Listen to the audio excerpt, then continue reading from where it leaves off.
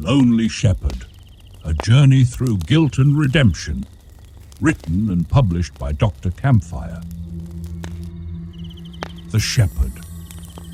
The village of Black Hollow lay nestled in a valley surrounded by dense, ancient forests. The trees loomed like silent sentinels, their gnarled branches clawing at the sky. The air was perpetually damp, carrying the scent of moss and decay. It was a place forgotten by time, where the sun rarely pierced the thick canopy and the nights were long and suffocating. The chill in the air seemed to seep into the bones of anyone who dared wander the narrow, winding paths after dark. At the heart of the village stood St. Michael's Church, a crumbling stone structure that had weathered centuries of storms and neglect. Its spire leaned precariously, as if bowing under the weight of some unseen burden. Inside, the air was heavy with the scent of incense and mildew. The stained glass windows, once vibrant with depictions of saints and angels, were now dull and cracked, their colors muted by layers of grime. The wooden pews creaked ominously, and the faint sound of dripping water echoed from somewhere deep within the walls. Father Joseph Carter knelt before the altar, his hands clasped tightly in prayer. He was a man in his late 30s, with a gaunt face and hollow eyes that spoke of sleepless nights and a soul weighed down by guilt. His cassock hung loosely on his frame, as if he had been slowly wasting away. The flickering light of a single candle cast long shadows across the nave, making the empty pews seem like rows of specters watching him in silence. The villagers had always been a superstitious lot, whispering of curses and omens, but lately their fears had grown louder. That evening, they had filed into the church for Mass, their faces drawn and their eyes darting nervously toward the shadows. Old Mrs. Hargrove had lingered after the service, clutching her rosary like a lifeline. "Father," she had said, her voice trembling, "there's something evil here. I've seen it in the woods, shadows that move when no one's there, and the symbols, they're everywhere."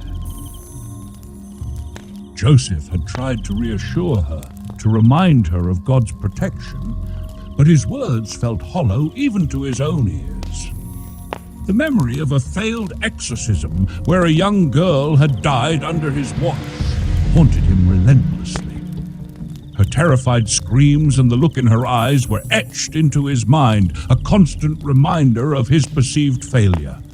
"You couldn't save her," a voice in his head whispered. "You're unworthy." Tonight, the church was empty save for Joseph. The villagers had left quickly after Mass, murmuring prayers under their breath as they hurried home.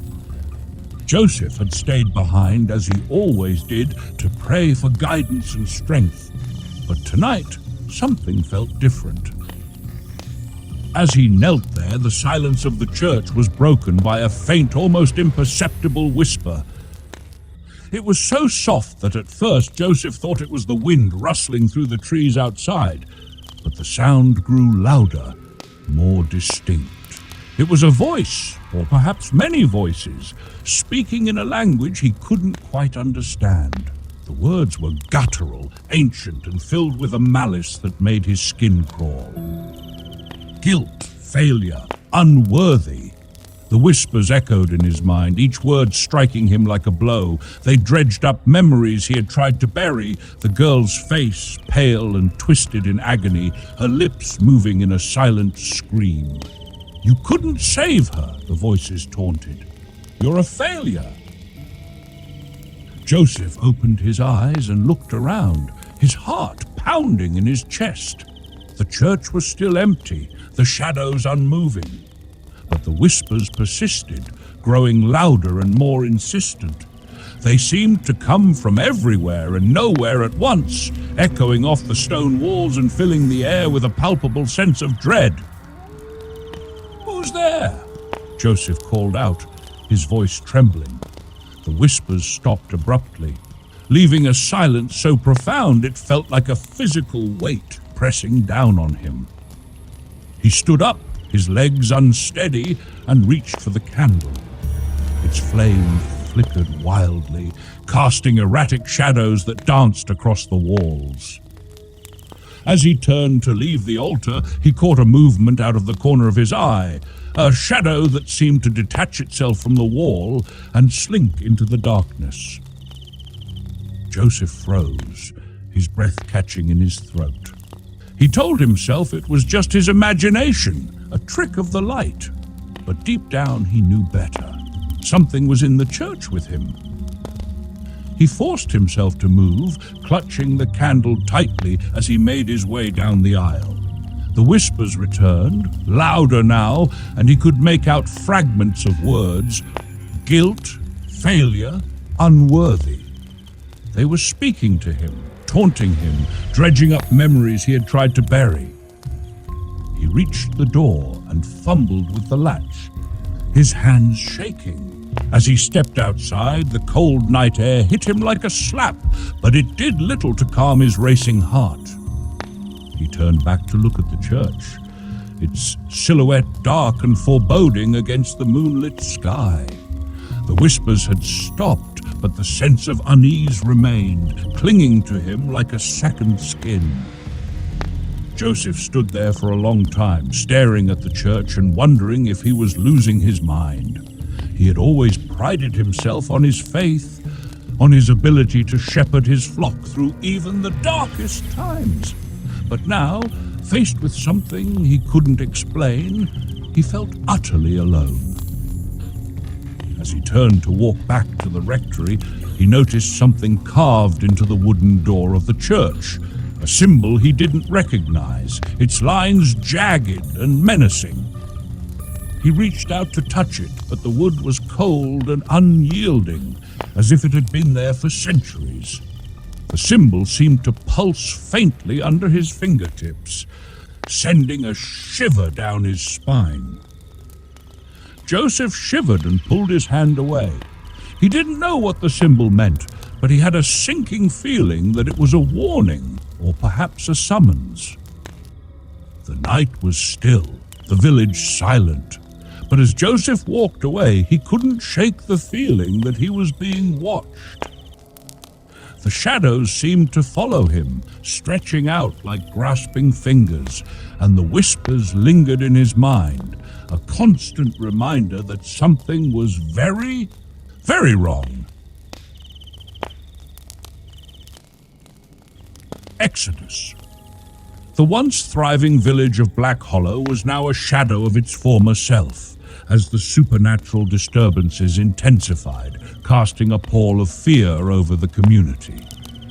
The church, once a beacon of hope and solace, had become a place of dread, its echoes of empty pews a testament to the growing crisis. One crisp morning, Farmer Jenkins discovered his cows in the field, their sides marred by strange, intricate symbols.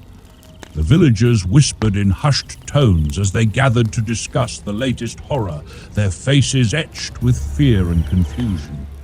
Amidst the murmurs, a villager, clutching a crucifix, approached Father Joseph Carter with accusations. "Father, what have you done?"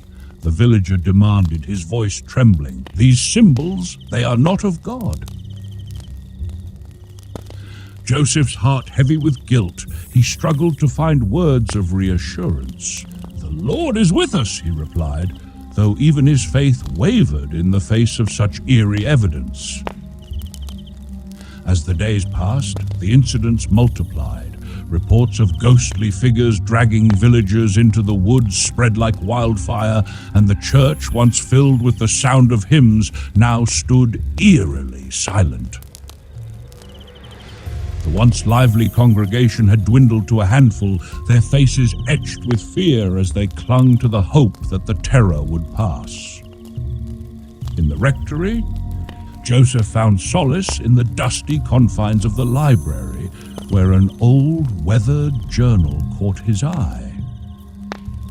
Its pages, yellowed with age, were filled with cryptic entries in a language long forgotten. As he pored over the journal, the pieces of the village's dark past began to unravel, revealing a history of pagan rituals and broken pacts. The journal spoke of a spirit bound by a pact centuries ago, its anger kindled by the construction of the church on sacred ground. Joseph's mind raced as he connected the dots, realizing that the village's sins were not unlike his own failures. The weight of his guilt pressed down on him, but so too did a sense of duty. He could not abandon the people who needed him, even if it meant facing the darkness head-on. One fateful night, as the church stood empty and cold, Joseph made his decision. He would stay, not out of duty alone, but because he believed that facing the evil was the only way to find redemption for the village and for himself. As the villagers began to flee, seeking safety beyond the shadow of the church, Joseph remained, his resolve unshaken. The journal, now his only companion, held the key to understanding the supernatural forces at play. In its pages, he found both a challenge and a promise, one that would lead him deeper into the heart of the mystery. The supernatural elements, once vague and ominous, began to take shape, their rules becoming clearer. The pagan spirit, a force of nature and revenge, sought to exact justice for the broken pact. Joseph, with his own burdens to bear, stood ready to confront the evil, his faith a flickering candle in the darkness. The tension escalates, the mystery deepens, and Joseph's journey towards redemption begins. Set against the backdrop of a village on the brink of collapse. The first encounter. The rectory was cold, the fire in the hearth long extinguished. Joseph sat at his desk, the old journal open before him. The candlelight flickered, casting wavering shadows across the pages. The journal was filled with frantic scribbles, diagrams of strange symbols, and passages in Latin that spoke of blood rituals and ancient pacts. The more Joseph read, the heavier the weight in his chest grew. The previous priest had faced the same evil, and it had driven him to madness. Joseph closed the journal and rubbed his eyes. The whispers had followed him from the church, lingering at the edges of his hearing. They were softer now, almost soothing, but their words were no less cruel. You are weak. You are unworthy. He tried to shut them out, to focus on the task at hand. But they wormed their way into his mind, feeding his doubts. He stood and walked to the window, staring out at the darkened village. The few remaining villagers had barricaded themselves in their homes, their windows shuttered and doors bolted. The streets were empty, the silence oppressive. Joseph felt the weight of their fear pressing down on him. He was their shepherd, their protector. But what could he do against something he didn't understand? As he turned away from the window, the candle flame sputtered and died, plunging the room into darkness. Joseph froze, his breath catching in his throat. The whispers grew louder, more insistent, and he felt a cold draft sweep through the room, though the windows were closed.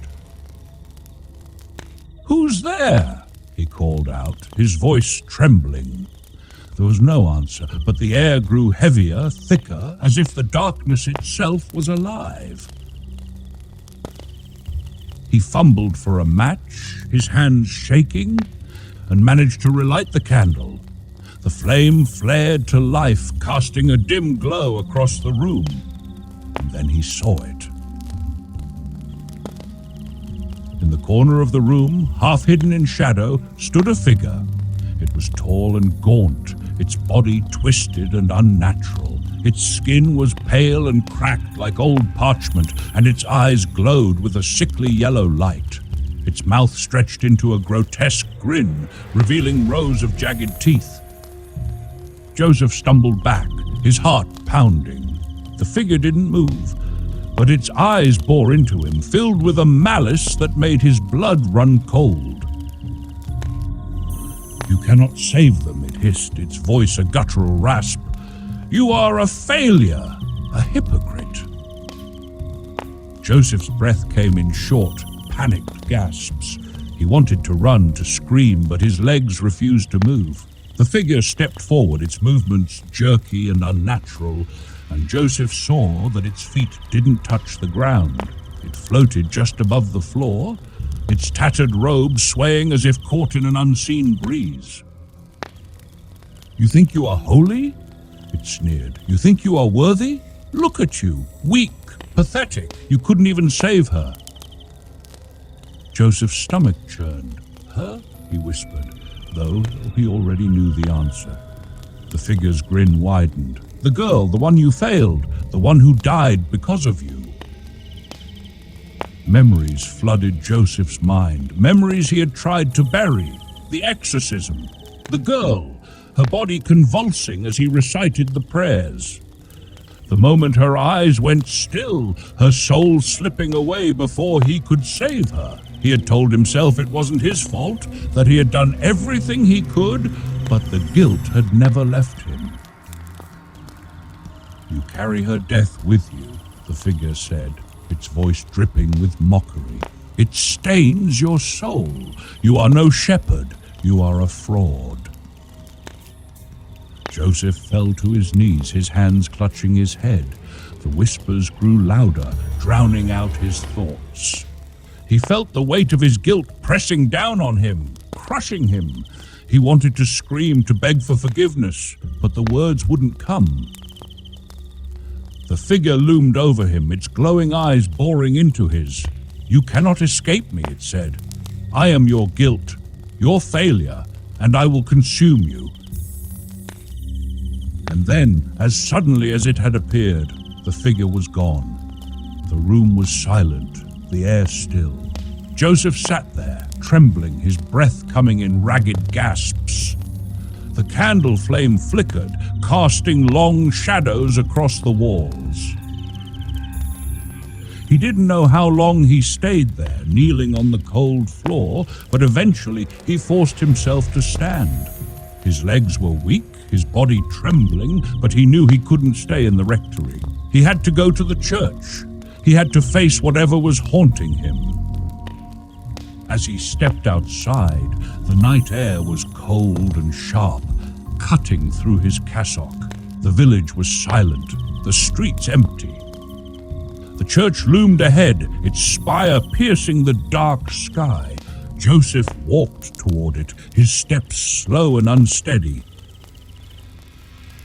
When he reached the church, he pushed open the heavy wooden door and stepped inside. The air was thick with the scent of incense and decay.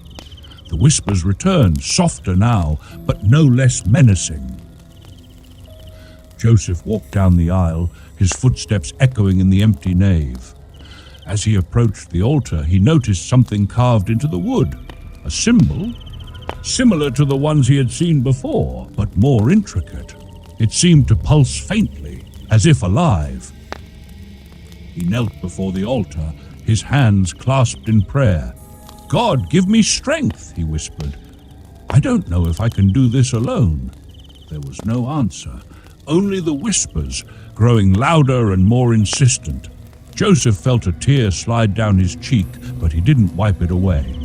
He stayed there, kneeling in the darkness, as the weight of his guilt and fear threatened to crush him. Shadows of the past. The dim light of the rectory flickered as Joseph Carter, burdened by the revelations in the old journal, found himself at a crossroads. The journal had unveiled the dark history of Black Hollow, revealing that the church was built upon a pagan temple, a site of ancient rituals and broken pacts. The spirit, once appeased by a blood ritual, had been angered by the church's construction, and now it fed on the collective sins of the village, including Joseph's own guilt over a failed exorcism.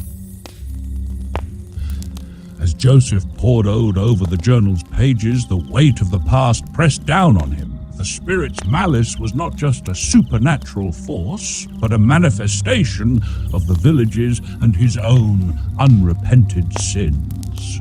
In a moment of overwhelming despair, Joseph found himself grappling with an irrational yet desperate notion that physical pain could silence the accusing voices in his mind.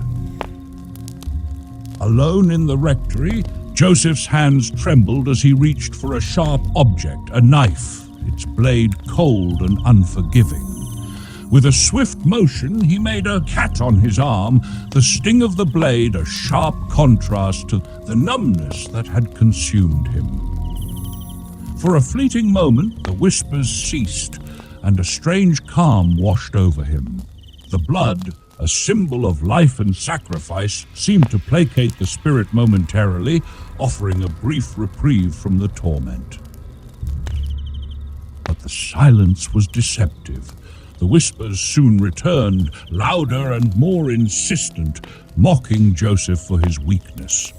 The act, far from providing relief, only served to escalate the problem, pushing him further into the darkness. Joseph stood in the dimly lit room, blood dripping from his arm, and realized the futility of his action.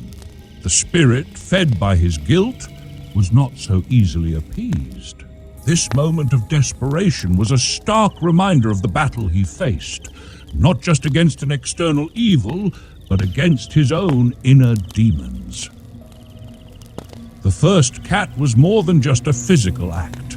It was a symbol of Joseph's struggle for redemption, a misguided attempt to take control of a situation spiraling out of his grasp. It foreshadowed the sacrifices he might yet make and the darkness he would have to confront. As the whispers resumed, Joseph knew that the path to redemption was fraught with danger. The spirit's power was tied to his guilt, and to defeat it, he must confront his past head-on. The journey ahead was uncertain, but one thing was clear. Joseph was ready to face the shadows of the past, whatever the cost. The village's sin. The shadows of the past loomed large over Black Hollow as Joseph Carter delved deeper into the village's dark history. The air was thick with the weight of collective guilt, and the whispers of the past echoed through the quiet streets. Joseph, driven by a mix of duty and desperation, sought answers in the confessions of the remaining villagers and the visions that plagued his nights. One evening, as the sun dipped below the horizon, casting long, ominous shadows, Joseph visited the home of Old Manson, a frail villager who had lived in Black Hollow for decades. The old man, with sunken eyes and a voice trembling with age, revealed a secret that had been buried for centuries. During the Great Famine, Thompson began, his voice barely above a whisper, the villagers were desperate. They had sacrificed an outsider, a traveler who had wandered into our village to appease the pagan spirit. They believed it would bring an end to the suffering, but it only sealed our doom. Joseph's heart pounded in his chest as the weight of this revelation settled in. The spirit, once placated by the blood ritual, had been angered by the church's construction, and now it demanded justice for the broken pact and the innocent blood spilled. As the nights grew darker, the hauntings intensified. Ghostly figures, translucent and eerie, began to reenact the sacrifice within the church walls. The air was filled with the sound of distant screams and the rustling of unseen garments. The spirit's voice, louder and more insistent, demanded blood, its hunger fueled by the collective guilt of the village. Joseph found himself trapped in a web of duty and despair. The guilt of his failed exorcism, coupled with the villagers' sins, weighed heavily on his shoulders. He questioned whether redemption was possible, whether he could ever cleanse the village of its darkness. In the quiet moments of the night, Joseph prayed fervently, his voice hoarse from the tears he could not shed. But the spirit remained unforgiving, its presence a relentless reminder of the sins that bound them all. One night, as Joseph wandered the empty streets, he encountered a group of ghostly figures gathered around the church. They moved in eerie synchronization, reenacting the sacrifice in a macabre dance of death. Joseph watched, frozen in horror, as the figures whispered the name of the traveler, their voices a chilling symphony of guilt. The vision shook Joseph to his core. He realized that the spirit would not rest until the debt was paid, until the villagers faced the consequences of their actions. But how could he, a man burdened by his own failures, lead them to redemption? As the ghosts dispersed, leaving Joseph alone in the cold night, he made a silent vow. He would confront the spirit, whatever the cost, and seek the redemption that eluded him. The path ahead was uncertain, but Joseph knew one thing for certain.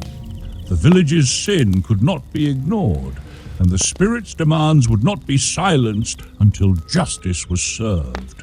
In the heart of Black Hollow, where the past and present intertwined, Joseph Carter stood at the precipice of a final confrontation, his soul torn between duty and despair, redemption and damnation. The village's sin was his own, and only through facing it head-on could he hope to find the peace he so desperately sought. The breaking point. The night was upon Black Hollow, and with it the supernatural activity reached its crescendo. The church, once a beacon of hope, now stood as a monument to despair. The walls seemed to bleed, the crimson stains seeping from the very fabric of the stone, while the ground beneath Joseph's feet trembled with each passing moment. Unseen forces assaulted him, leaving him battered and bleeding, his body a testament to the relentless onslaught. In the midst of this chaos, Joseph found himself standing at the edge of his sanity. The vision of the young girl from his failed exorcism haunted him, her ethereal form appearing in the dim light of the church. "You must confront the spirit directly," she whispered, her voice a gentle breeze that carried the weight of his failure. Driven by desperation and guilt, Joseph turned to ritualistic self-harm, carving symbols into his flesh with trembling hands. The blood, a potent symbol of life and sacrifice, was used to draw protective markings around the church. Each cut was a prayer, a desperate plea for control over the darkness that consumed him. Yet, even in this act of extreme devotion, Joseph could not escape the gnawing doubt that gnawed at his soul. Was he truly fighting for redemption, or had he become a pawn in a much darker game? As the night wore on, Joseph's resolve wavered. In a moment of profound weakness, he closed his eyes and allowed himself to sink into the abyss of his thoughts. And there, in the depths of his despair, he saw it, a fleeting vision of light, a figure he believed to be an angel. Only through a final, ultimate sacrifice can the spirit be vanquished, the figure intoned, its voice both serene and commanding. Joseph's heart pounded in his chest, the weight of his past, the guilt of his failure, and the burden of the village's sins pressed down on him. Yet, amidst the darkness, a glimmer of hope emerged. Redemption, if it was to be found, would require the greatest sacrifice of all. In that moment, Joseph realized that the path to salvation was not through violence or ritual, but through the willingness to lay down his life for the village he had failed to protect. As the vision faded, Joseph stood in the cold, blood-stained church, his resolve renewed. The supernatural forces may have pushed him to his breaking point, but in that breaking, he found the strength to confront the spirit head-on. The church, once a symbol of faith, now stood as a testament to the intertwined fates of man and spirit. The bleeding walls, the trembling ground, and the unseen forces were all reminders of the broken pact and the sins of the past. Yet, in the heart of this darkness, Joseph Carter found a glimmer of hope, a hope that through sacrifice, redemption could be achieved. And so, with a heavy heart and a determined spirit, Joseph prepared for the final confrontation, knowing that the fate of the village and his own soul rested on the choices he was about to make. The final confrontation. The air was thick with the stench of decay as Joseph descended into the hidden crypt beneath the church, the site of the ancient pagan temple. The walls were adorned with symbols that echoed the cryptic entries in the old journal, their meanings now clear to him. This was the heart of the darkness that had plagued Black Hollow. In the dim light, Joseph's eyes adjusted to the gloom, revealing an altar covered in dust and debris. The atmosphere was charged with the energy of centuries-old rituals, a palpable presence that seemed to pulse with the weight of history. As he approached the altar, the spirit materialized, a swirling mass of darkness that took the form of the village's collective sins, the church's betrayal, and Joseph's own guilt. It mocked him, its voice a haunting echo of his failures, declaring him too weak to defeat it. Joseph, however, was resolute. He faced the spirit, acknowledging his deepest fears and the accusations hurled at him. "I admit my guilt," he declared, his voice steady. "I beg for forgiveness, not just for the village, but for myself." But the spirit was relentless, demanding blood, a sacrifice that would bridge the divide between the pagan rituals and the Christian faith that had supplanted them. In a final act of desperation and hope, Joseph performed a blood ritual. With trembling hands, he drew symbols on the altar with his blood, merging his faith with the pagan demands. The symbols glowed, and the air seemed to hum with energy. As he offered his life as the ultimate sacrifice, Joseph felt a moment of clarity. This was not just for the village, it was for his own redemption, a release from the guilt that had haunted him since the failed exorcism. The spirit roared, a deafening sound that filled the crypt, but as Joseph's blood mingled with the ancient symbols, a profound calm descended.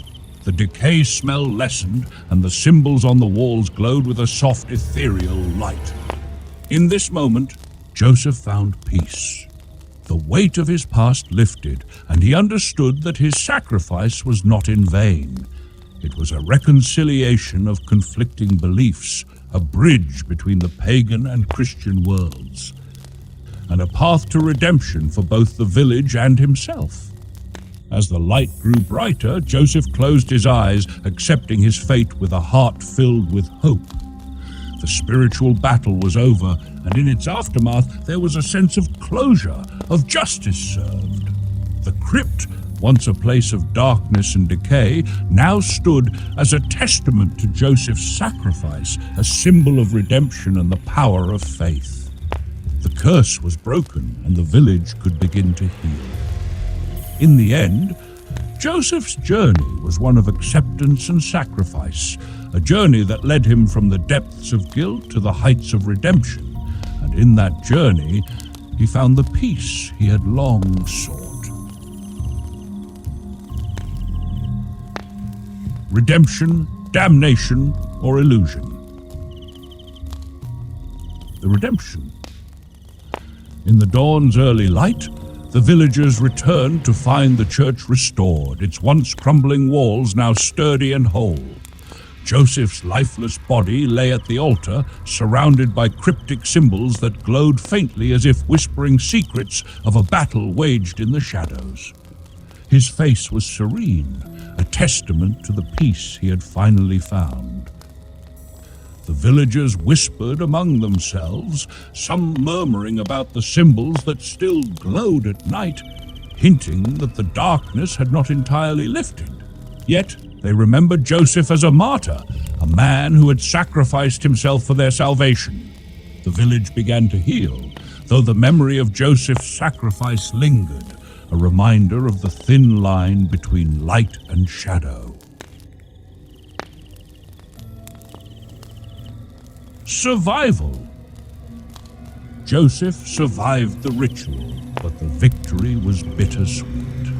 His body bore the scars of his battle, both physical and spiritual. The hauntings ceased, but so did his faith. He wandered the village, a hollow shell of the man he once was, his mind consumed by the torment of his past. His journal, filled with cryptic entries, was the only record of his struggle, a testament to the cost of his actions. In the final entry he wrote, "The spirit is gone, but so am I." The village returned to normal, but Joseph remained lost. A broken man in a world that no longer held meaning for him. Eternal damnation. Joseph believed he had succeeded in vanquishing the spirit, but as he emerged from the crypt, the hauntings remained unchanged. The village was as he left it, the shadows still filled with the whisper of the damned. He realized with horror that he was trapped in an endless loop, reliving his guilt and despair forever. The cycle of torment continued, a cruel reminder of the darkness that consumed him. In the final scene, Joseph stands once more in the church, hearing the whispers begin anew, a prisoner of his own guilt. The narrative shifts between these three realities, each a possible truth, each a reflection of Joseph's journey. The reader is left to ponder which path is the true one, or if all three coexist in the labyrinth of Joseph's soul. The closing line echoes in the mind, "Three paths diverged. Yet they all led here. Redemption, survival, or damnation. Which is his truth? That choice is yours."